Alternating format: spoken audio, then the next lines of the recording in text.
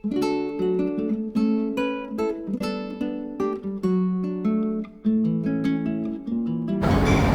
Korpu, kita masih bahas modul wawasan kebangsaan kepemimpinan Pancasila. Sekarang materi yang kedua, aktualisasi kesadaran berbangsa dan bernegara berdasarkan sistematika Undang-Undang Dasar Negara Republik Indonesia tahun 1945. Ada dua materinya, yang pertama amanat konstitusi, yang kedua kesadaran berbangsa dan bernegara. Indikator keberhasilan dari pembelajaran ini jika peserta mampu mengaktualisasikan kesadaran berbangsa dan bernegara berdasarkan sistematika Undang-Undang Dasar 1945 melalui analisis kolaboratif dalam isu kontemporer. Baik, kita akan mulai amanat konstitusi pertama dalam alinea 4 pembukaan Undang-Undang Dasar. Di situ termuat tujuan negara Indonesia. Ada 4. Yang pertama, melindungi segenap bangsa Indonesia dan seluruh tumpah darah Indonesia. Yang kedua, memajukan kesejahteraan umum. Yang ketiga, mencerdaskan kehidupan bangsa.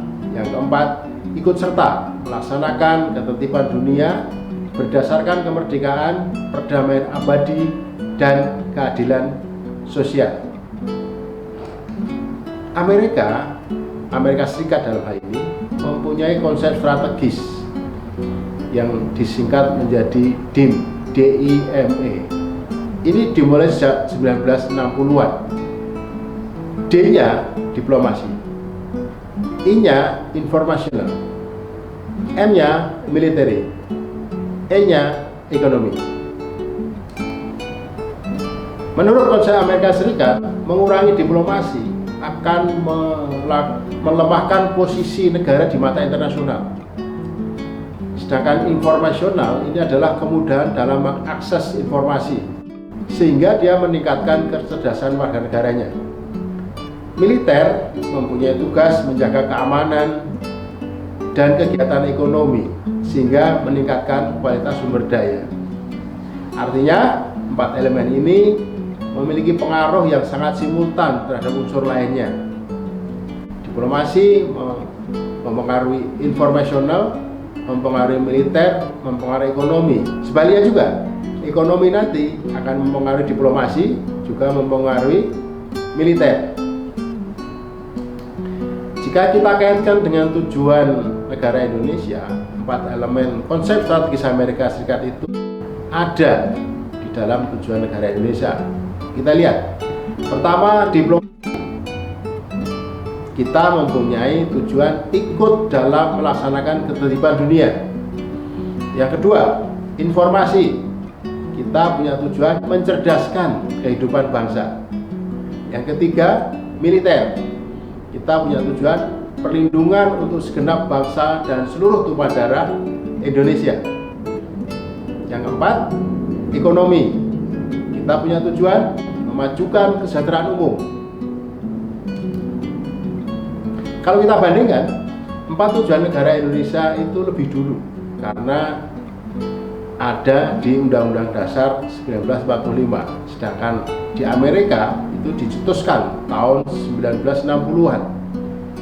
Jadi kalau ditanyakan mana yang lebih dulu, jelas Indonesia lebih dulu. Tapi pertanyaan yang berikutnya adalah mana yang lebih berhasil? Nah, ini jadi perenungan kita. Baik, saat ini kita hidup di dalam dunia yang semakin menyempit, maka disebut era globalisasi. Di era globalisasi ini, akses informasi terbuka, tapi persaingan juga meningkat. Kalau kita melihat sejarah zaman dulu, pahlawan telah berjuang kemerdekaan, kita harus menjiwai nilai bela negara tersebut. Artinya kita memiliki khasanah kearifan lokal yang begitu luas dan dalam, yaitu warisan para pejuang tadi. Namun, saat ini kita menjadikan dunia barat sebagai role model. Apakah karena memang dunia barat lebih menyilaukan? Atau warisan luhur kita akan semakin terkubur? Kita renungkan.